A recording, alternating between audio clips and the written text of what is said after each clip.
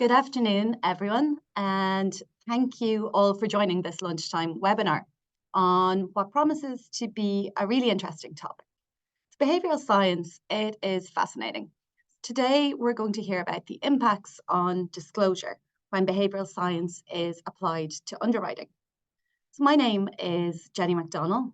I'm an actuary with SCOR based in Dublin, and I'm a member of the Life, Reinsurance and Innovation Committee. Today's webinar is being recorded, and we hope to post to AccuView and YouTube after the event. There will be a Q&A session following the presentation, which is also being recorded. So you can submit your questions at any point throughout the meeting through the Q&A portal, which should appear at the bottom of everybody's screen. Your questions can be posted alongside your name or anonymously if you prefer.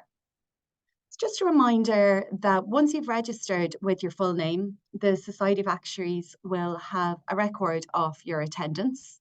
There's no longer a need for verifiable CPD in the Society's CPD scheme, but we appreciate there may be other organisations that require verifiability. So moving on to introductions, and today we are delighted to be joined by Aisling Bradfield and Denis Charles, who will share how applying knowledge of human behaviour and biases to the design and wording of underwriting questionnaires can have a significant impact on the levels of disclosure experienced. So Aisling and Denis are going to discuss the latest evidence of this impact from the ongoing research project undertaken by SCOR and the Society of Actuaries in the US to quantify the impact on disclosure of behavioural science question design. So Aisling is Head of Behavioural Science with SCOR's Global Research Function and is based in Ireland. She's an actuary, having qualified in 2014, and in her role, she focuses on improving the understanding of policyholder behaviour and applying behavioural economics research to gain insights into customer interaction with insurance at all points of the customer journey. Along with her UCD actuarial degree, she's added an executive education course in behavioural economics at the London School of Economics, in which she completed in June 2019. Denis Charles joined SCOR in April 2020 before working on underwriting, distribution quality management and lapse projects. He was involved in estimating short and long-term impacts of COVID-19 on portfolios. He holds a master's degree in economics and statistics from Tours University and is a PhD candidate at the moment at SCOR and the University of Poitiers. His research focuses on how to leverage data and behavioural economics to understand insurance customers' behaviours and their related impact on risk assessment of life insurance contracts. So the usual disclaimer will now be shown, and then the next slide will show today's competencies, which are data analysis and communication. So without further ado, I'll hand over to our speakers for today. So enjoy. Thank you, Jenny. Today, I'm delighted to be joining you to share the results of this study that SCOR has worked on with the Society of Actuaries in the US to quantify the impact on disclosure of behavioural science redesign of application form questions. The full results of this study are due to be published in May. So we will share with you today a preview of the latest available results. Before we start, I want to take a moment to acknowledge the amazing team at SCOR that I've worked with on this project, including actuaries, underwriters, and data scientists.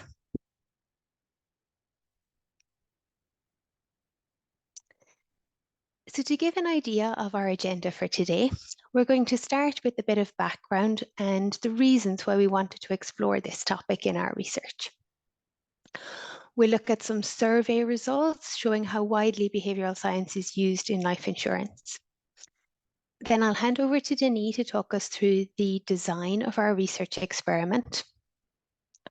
And we'll go through the results, highlighting the key behavioural science principles tested and share the findings in terms of impact on disclosure for 4 of the underwriting questions tested. We'll wrap up with a summary of the study and then look forward to taking your questions.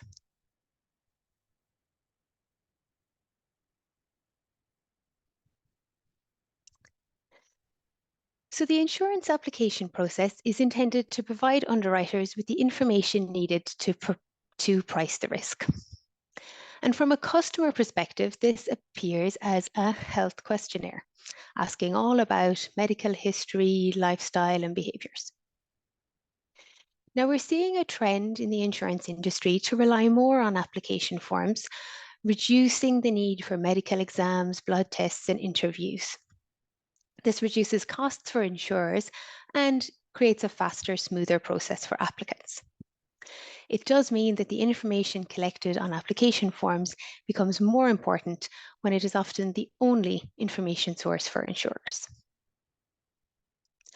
Unfortunately, non-disclosure is an issue in our industry, and previous SCOR misrepresentation surveys have found a range of 9 to 23% of non-disclosure in some form in terms of leaving out information or providing incorrect information on application forms. We know that full disclosure would be better for everyone. It means that both the insurance company and the policyholder are on the same page and entering a valid contract that is fair for everyone, meaning that a claim can be paid when a need arises.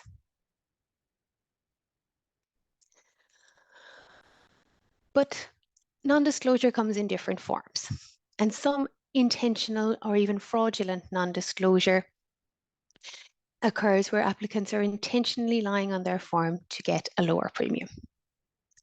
However, a lot of non-disclosure is unintentional and even well-meaning.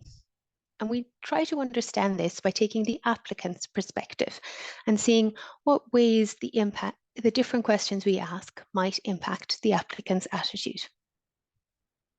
So applicants might be confused by a question on a form and just skip it. They might try to go quickly and skim through large portions, so missing out on something that was important for them to respond to. An applicant might reinterpret a question that they are answering to justify to themselves that they don't need to answer. Or sometimes people non-disclose because disclosing would put them in a category that they don't want to belong to.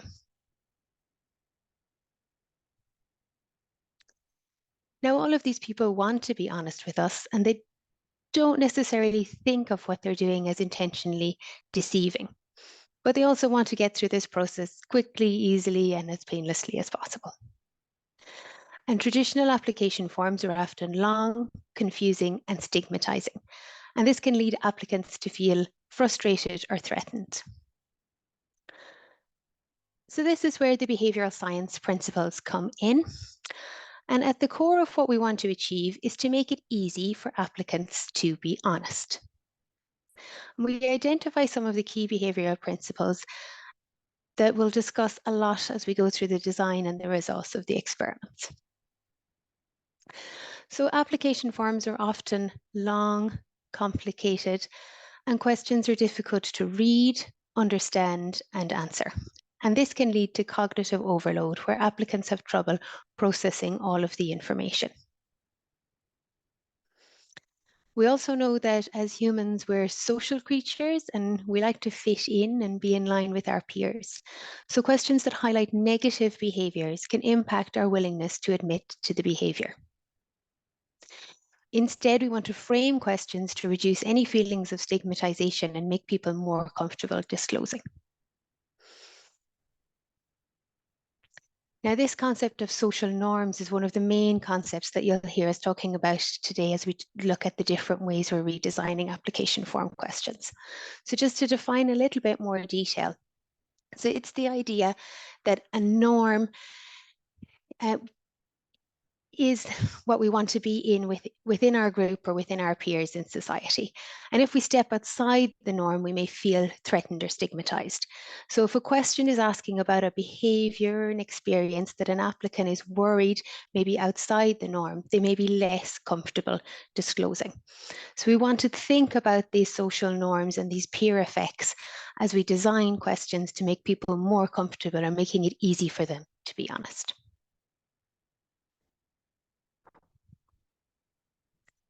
Our research with the Society of Actuaries started with a survey. So we surveyed the SOA membership to understand how behavioural science is currently being used in life insurance.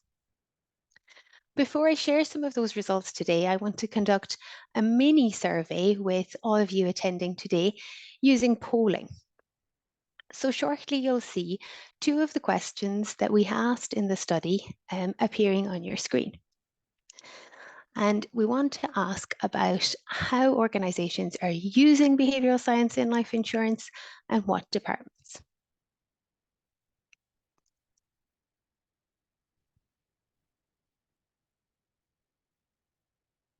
So we should have a poll appearing shortly. Am I?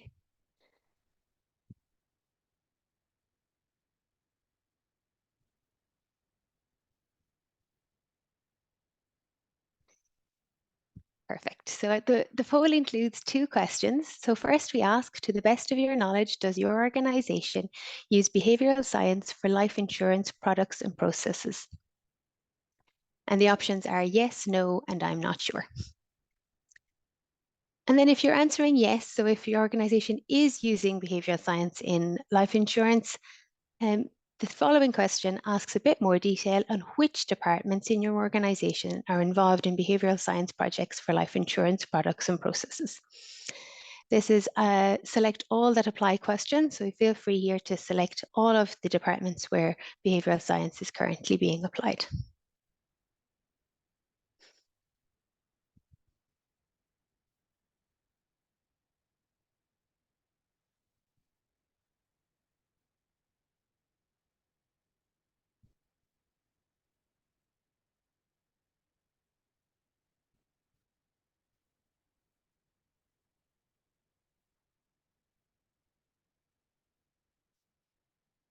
Just give a few more moments for everyone to respond, and then we'll take a look at the results.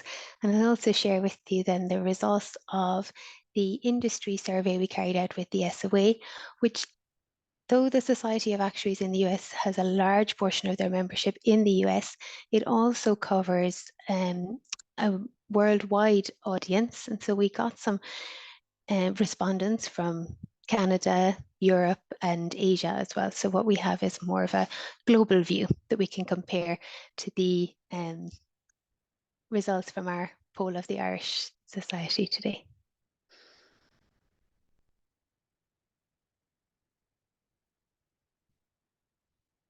Okay. So we can close the poll now and see if we can take a look at the results. Okay, so 20 out of our 60 respondents are using behavioural science in life insurance. So that's 33%, just around 1/3. And of the areas, so underwriting is coming out as the most popular, followed by data analytics and product development. Really interesting to see the results, and thanks everybody for taking part. So I'll move now to show you the results for the same questions on the industry survey. So actually very, very similar numbers that across our global audience, 34.5% of organizations, so just over 1/3, were using behavioural science in life insurance. The proportion was higher among our US respondents, so it was about 45% for US and more like 23% for the rest of the world. So from the organizations that are using behavioural science, then quite similar to what came up in our own poll today, underwriting and data analytics are the most important. And then again in differences, so in the US we saw underwriting being most important, but in Asia we saw product development actually being most important. but these are the key leading areas. So now I'm going to hand over to Denis, who's going to talk us through the experiment design. Thanks, Aisling, and hi everyone, here from Paris. I'm very happy to present today one concrete example of behavioral science application for the life insurance industry. Okay, so if we go to the next slide, you'll see that the main idea behind this research is to use the behavioral science principles that Aisling has just described to design new life insurance application forms. So our big question is the following: will behaviorally redesign underwriting questions increase disclosures? And to test this, we designed an online survey where participants were asked to answer questions that are usually asked during the life insurance application. Participants were randomly assigned, to be presented with either a traditional life insurance application form or a one that we had redesigned using behavioral science principle.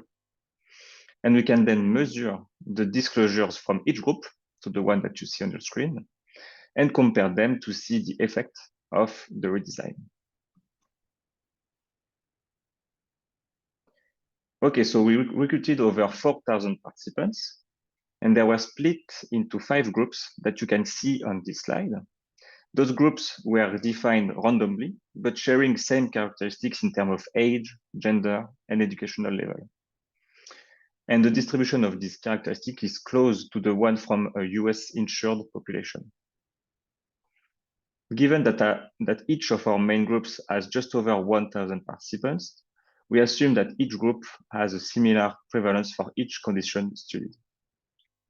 The participants in each group received a sample life insurance application, and we also asked them for demographic data such as income, marital status, and others to give us extra information for analysis. As you can see, those in the control group, so on the left side of the screen, received the form with traditionally worded questions that was defined with underwriters based on their experience. And those in the other groups received the form with behaviorally redesigned questions. We wanted to test the impact of different behavioral principles on the same question, so we created 2 sets of behavioral application. Questionnaire A received behaviorally application, and questionnaire B received other ones. And added to the changing the wording of questions, we wanted to test whether an explicit honesty pledge impact disclosures as well. So our final 2 groups used the same application form as questionnaire B and add an honesty pledge at either the beginning or the start of the form or at the end of the form. And I'll show you in the next slide concretely the honesty pledge. We used the following that incorporate multiple behavioral principles that I will describe. So first, we encourage participants morality and solidarity, explaining that their responses will permit to conduct the best research possible and use to benefit insurance applicants. We also leverage morality and solidarity at the end of this paragraph, explaining that participants sharing wrong information could adversely impact our research. We also built trust, explaining that personal information is protected and only used for our research purposes. We also write, like most participants, to define social norms. And finally, as a participant, I had also to write my name and certify that I will answer the question in the survey truthfully and so on.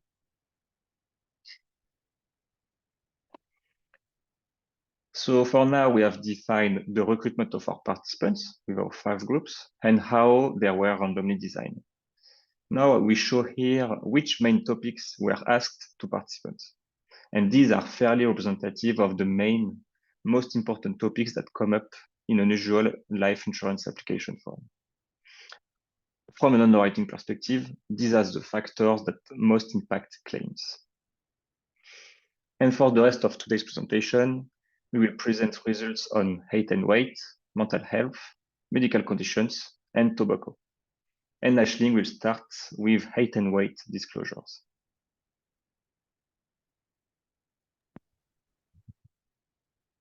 Thanks, Denis. This is the first question where we'll talk about some of the results, and the results we present are in terms of the percentage of participants in each group that disclosed the information of interest. So for height and weight, we'll start with looking at the standard question wording.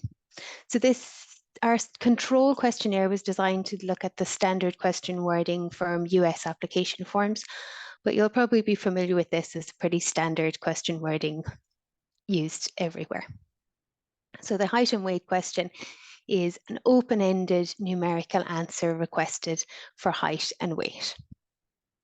So here we would appraise from a behavioural perspective, this does not contain any social norm. So the applicant is coming up in their own head about what the normal weight range should be. And some of the issues we see with height and particularly with weight is that people are disclosing desirable or target values rather than true, accurate, actual values, trying to include something here that would be considered maybe socially acceptable. So in the behaviourally designed question, we tried to address this by introducing the concept of anchoring. So questionnaire A is one of our behaviourally designed questionnaires, and we use the concept here of anchoring, which tells us that the first piece of information that a person sees influences the answer to the question. So we've used a slider bar for this question, and so all participants saw a slider bar. The full range was starting from £75, ranging up to £575, and that put the midpoint at £325. This translates to about 147 kgs. So this is a relatively high weight, and we will expect that most people answering this survey will actually have to move the slider bar to the left. So this makes participants feel comfortable disclosing their weight, as it's feeling like it's in a normal range. Everybody gets to move the slider bar down. And even those disclosing pretty high weights will still be around the middle of the slider bar. So the intention is this should improve honesty. So we look at the results for specific groups. So first of all, we'll look at the high risk obese. So this is a group we've defined as participants that disclosed a height and weight that would categorize them into a BMI of 40 or more. So in the control group, we had approximately 5% of participants disclosing a BMI of 40 or more, but in questionnaire A, this was almost 9%. So this was a statistically significant increase in disclosure, a 71% increase in disclosure, showing that the high anchor here helped people to feel more comfortable disclosing those very high weights. Now, there's another BMI category that's high risk from an underwriting perspective, and that's the high risk underweight, which we've defined here as a BMI of 17 or less. So you can see here that actually in questionnaire A, we got a statistically significant reduction in the proportion of participants that disclosed being underweight. And this shows the power of the anchor. So while it made people more comfortable disclosing high weights, it made those who had particularly low weights less comfortable, as they had to drag that slider bar all the way down to the end, and then they would have felt that they were in the extreme. So this highlights the importance of considering all of the dynamics, particularly around something like weight, where we're concerned about particularly high and particularly low weights.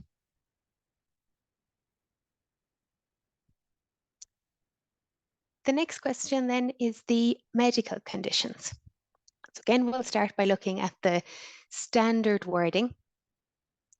And these questions are challenging because we need to ask about a lot of different conditions, and we need to ask a lot of things about the conditions. So you can see in the intro here, we want to cover diagnosis, hospitalization, medication, surgeries. This is a very long question that's difficult to read, understand, and figure out how to answer. It's then followed by lists of medical conditions. So I've shown 3 here for endocrine, cancer-related and cardiovascular. And we also included respiratory and neurological. And so while underwriting forms are asking about lots of medical conditions, there are some that we would highlight as being relatively more common and relatively high risk. So out of these lists, I've just picked diabetes, cancer, and heart disease. And so from a behavioral science perspective, one of the first points that comes to mind here is cognitive load. So there is a lot of information for an applicant to process, and they may become overwhelmed or frustrated. These lists are also potentially subject to skimming. So it becomes almost automatic to start following no, no, no as you move down long lists of conditions where you feel like most of this doesn't apply to me. So in order to treat this or to consider a solution, looking at can we focus on shorter lists of conditions and can we give the applicant a reason to slow down? So with this in mind, the treatment we designed for questionnaire B was to keep the exact same question we have in the control, so asking in the traditional way about all of the different conditions, but follow up with a confirmation question. So for any respondent that did not select yes for the endocrine cancer-related or heart disease-related conditions, a confirmation question was asked. You told us you don't have diabetes, cancer, or heart disease. Is this correct? You could answer yes, confirm that your original answer was correct, but you also had the option to say no and then indicate, in fact, I do have diabetes or cancer or heart disease. So we pick this up as a disclosure in the second time of asking compared to disclosures in the first round of asking. So we look at the results now to measure the impact of the confirmation question. So for each of the 3 conditions that we re-asked in the confirmation question, we're showing the results for questionnaire B. And questionnaire B with the honesty pledge at the start and questionnaire B with the honesty pledge at the end. The initial disclosure is highlighted in the darker portion of the bar. So these are those who selected yes and disclosed diabetes in answer to the original question. The lighter portion of the bar lights the additional disclosure we collected through the confirmation question. Across all conditions, the confirmation question increased disclosure. For diabetes, it moved from around 11% of participants disclosing diabetes at the first ask to around 16% when you included the additional disclosure through the second ask. For cancer, I'll draw particular attention to the questionnaire with the honesty pledge at the start. So the honesty pledge at the start has improved disclosure of cancer on the first ask. So while the other 2 questionnaire B, so the questionnaire B without any honesty pledge and the questionnaire B with honesty pledge at the end, had around 3 to 4% disclosure of cancer in response to the first question, the honesty pledge has the questionnaire B, when the honesty pledge was seen at the start, increased disclosure to around 8%. But further, the disclosure has increased through the second ask. So there's additional disclosure of about 2% of participants who didn't select cancer from the first list, but disclosed on the re-ask. And for heart disease, the results are probably most surprising, where we actually got more disclosure of heart disease on the second ask than in the initial time of asking. So disclosure increased by 100%. So we look at the relative results here now, and you can see that. So we had the increase for heart disease was over 100%. So we had doubled the information we got by the re-ask. You can see for questionnaire B, those increases in disclosure for the second, from including the confirmation question, were statistically significant for all of the conditions. Whereas the groups with the honesty pledge, which were actually smaller in size, don't always have statistically significant increases, and it's only for heart disease that those are comprehensively coming through. But overall, strong impact on disclosure of that confirmation question. Now I'm going to hand over to Denis to talk us through mental health and tobacco question results. Thanks, Ashley. Yeah, so I'll now focus on mental health first. That is quite an important topic, in fact, especially for disability and income protection products. When preparing those slides, we found that, for instance, figures from 2020 showing that mental health problems accounted for 27% of income protection claims in the UK, and similar results for other markets. So we'll show you next the traditionally worded question that those in our control group received. So this question will typically be included in a longer list of questions about various medical conditions, as Aisling showed earlier. And you would have the following heading: in the past 10 years, have you ever been diagnosed with, been treated for, been hospitalized for, tested for, etc., etc. And as Aisling said earlier, you can see that it's quite long, right?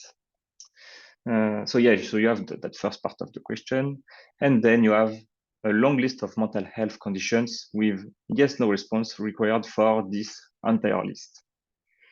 So in the list, you mix anxiety, but also bipolar disorder or psychiatric conditions.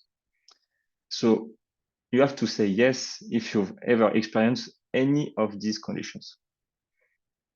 And so you have to say yes to this entire question. And after you say yes, there is another screen with the list of conditions, each with their own separate checkbox, so that you can indicate which one applies to you. But first, you have to say yes to this overall list, which we assumed could lead to potential issues that I will explain in the next slide. So first, mental health is surrounded by social stigma. In most cultures, in fact, it can be a very stigmatized issue, especially with certain mental health conditions.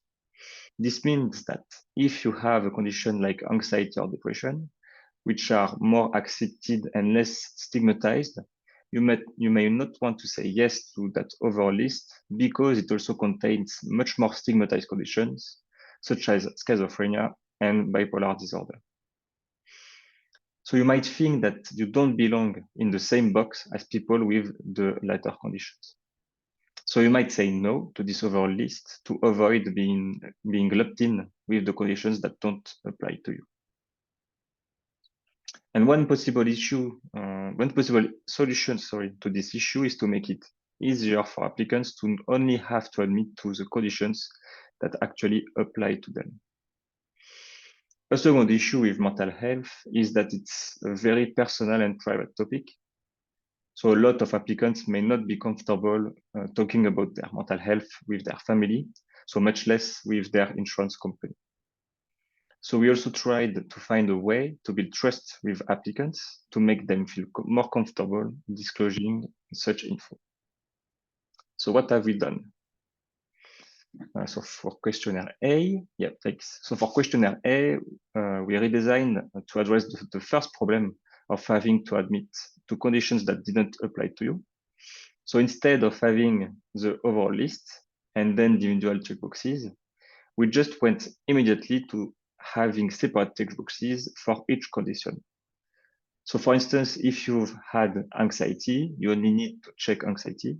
If you had depression, you only need to check depression, and so on and so on. And of course, if you've never had a mental health condition, you can still check none of these at the bottom of that list.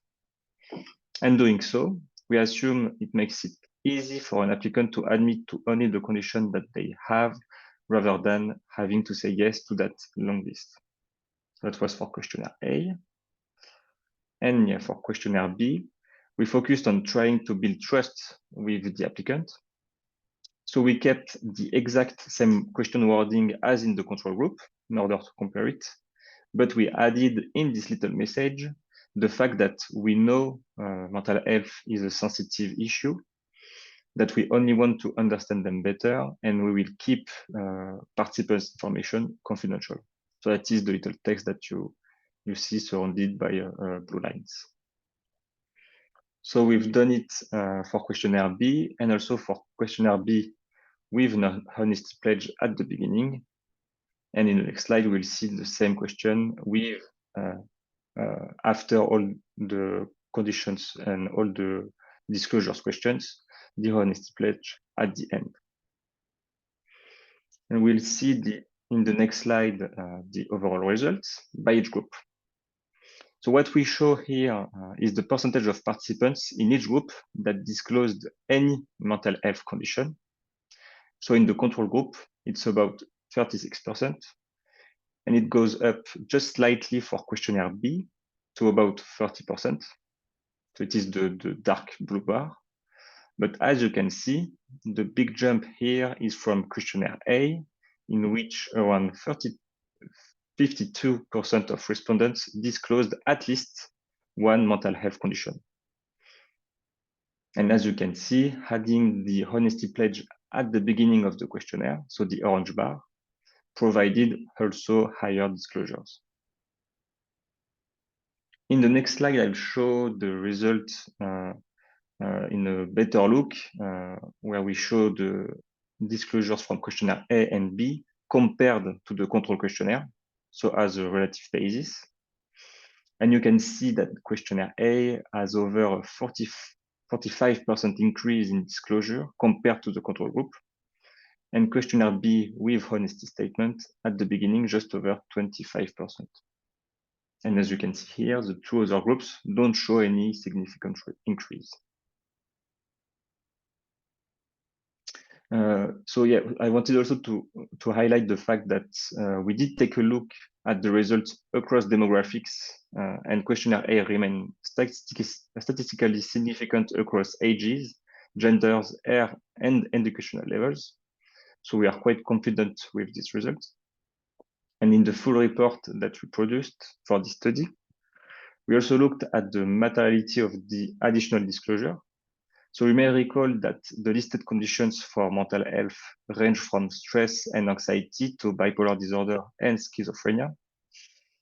And we've seen that anxiety and depression are the most disclosed conditions across group, but stress seems to be the biggest driver of that increase for questionnaire A. So this validates our assumption that people don't want to admit to a list of conditions if they have what they view as the milder one in the list. So that was for mental health. And now I'll focus about tobacco or the smoking status question. It's common knowledge that tobacco use can impact insurance policies. And if you discuss with a claim assessor, he or she will probably explain to you that finding non-disclosure linked with tobacco usage is very rare. However, when we look at publicly available data, we see quite a huge difference between general population smoking rates and policyholder rates. And we assume here that part of this difference comes from non-disclosure. So for the control group, we asked that standard question wording that you see here. And these have, in our opinion, several drawbacks. So firstly, it's important to understand that humans have a natural desire to fit in with what is considered as normal in the society, as Aisling explained earlier. And then when it comes to disclosing tobacco use, applicants may hesitate if they believe it deviates from that norm. And as you can see, the standard question wording is phrased in a neutral manner. And this leaves room for interpretation and may lead applicants to underreport their usage due to perceived social stigma. So knowing this, if you go to the next slide, you will see that in our redesigned questionnaire, we took a different approach. Our goal is to create an environment where applicants feel comfortable being truthful. So instead of leaving the norm ambiguous, we clearly stated that tobacco use is quite common. That's why we asked, which of these tobacco products have you ever used? So we assume the behavior exists. And this small change might put applicants at ease and encourage full disclosure. So I'll now show you the results for the comparison between those two questions. And we can see a 21% increase, so going from 27 to 33, 21% increase in disclosure for current tobacco users.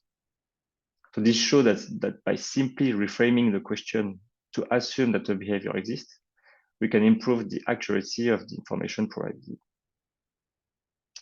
And with this, I hand over to Aisling, who will conclude and explain next steps for our study. Thanks. Thanks, Denis. So now we'll just wrap up with a summary of the key findings from our study today. So we identified some of the behavioral science principles that can improve disclosure. So asking separately about mental health conditions increased disclosure, and a confirmation question for medical questions increased disclosure. But we also learned about some of the approaches that were not effective. So our building trust message did not increase disclosure. However, we saw that the inclusion of an honesty pledge increased disclosure for mental health conditions and for cancer-related conditions. So in this study, we've seen some really remarkable increases in disclosure, and in some cases over 100% increase in disclosure. And I guess the results allowed us to get a better view of what principles work best on different questions. And it's really encouraging, as it means these tools can improve the experience from applicants, but also ensure a valid contract by making sure that we're able to pay out benefits when they're needed most. So we showed you a taster or a preview of some of the results today. This full study will be published in May. So it will be published as a full report where we discuss all of the principles of behavioral science and how well they worked in the context of different questions. And then also supported by an interactive dashboard. And this allows a deep dive into the results for each question. So in our interactive dashboard, the results for each of the questions on the health questionnaire are available in detail and can be viewed by demographic factors, for example, and also at a more granular level in terms of areas of interest. So now I'll hand over to Jenny to start the Q&A. Thanks a million, Aisling and Denis. Some really interesting findings there. I've just to start it off, a quick question on maybe what surprised you. You know, the most, some very material findings there. Did the level of increases in disclosure take you by surprise, or were you expecting that? So I think we were surprised at the strength of the findings and of the results, and particularly when we've presented the results to behavioral science audiences. So the UCD has a behavioral science and policy group where we had the opportunity to present some of these results and get some peer review for those working in the area of behavioral science. And they were particularly impressed at the size of the impact and the fact that we were able to find statistically significant differences on so many of the questions. Some of the topics we had tested before, so for example, in the questions around tobacco and alcohol, we were probably more trying to refine the approaches, and we had directionally got the assessment. But for something like mental health, it was the first time that we actually got a quantification of the impact of separating out those conditions, which was really good to be able to see. So Bernard Lee has a good question on how you envisage the ultimate impact on premiums to be. So yeah, have you done any quantification on how the price could vary? Yes, and so for this industry study, it was outside the scope to consider anything in terms of pricing. So this is an industry study, it's part of an actuarial body, so we keep away from anything that would be in the range of competitive or pricing. Also, it's very difficult to do at an industry level because the specifics are going to vary a lot by company. But probably the key questions that indicate that there is a big impact are things like the tobacco. So that's the percentage of smokers that you can identify, or the amount of non-smoking non-disclosure is going to directly impact the premiums in terms of making sure that you're collecting smoker premiums for all those that are smokers. So some of those items are really stand out as having an impact. And also on the medical conditions, I think if we are getting increased disclosure of cancer, heart disease, and diabetes, this is going to be really significant in terms of improving our understanding of the group that's available. So more to be done to fully quantify there, but indications that it's having a significant impact. Nice to hear. So another question here on any observations in terms of the level of disclosure, how it would differ between countries and cultures. I think that's quite interesting. Even just to expand maybe on the honesty, how that maybe varies across cultures would be interesting as well. Yep. So this study is focused on US participants. So we know we're very much getting results from a very specific audience. Now, we have previously tested a similar type of experiment in Singapore. So that gives us a wide and diverse range. And one of the topics, the strongest topics coming out of the Singapore study, was the reframing of the tobacco question increases tobacco disclosure. So that one seems to carry across. But I think it's an important area to continue to keep testing, as we've got different dynamics in different countries. And then it becomes really interesting as we start to translate into different languages. And I think we'll get to see some interesting different dynamics even within Europe as we start to test in France and Germany. So just going back to earlier in the presentation, a question came in, which you may have addressed later in the presentation, but just to clarify, were participants able to go back to questions before signing the honesty pledge? I assume that means when the pledge was at the bottom of the underwriting form. Yeah, if you like, I think I can take it. Yeah, yeah. So after seeing the honesty pledge, participants had the chance to go back to their questions, to their answers, but we can see that in the results that there were not much go back for the whole questions. I think that after this honesty pledge, only 1 or 2% of participants went back. So it was not that material to see statistical differences. Yeah. Okay, so I think we're at the end. I might give it 30 seconds and just see if any more questions get input.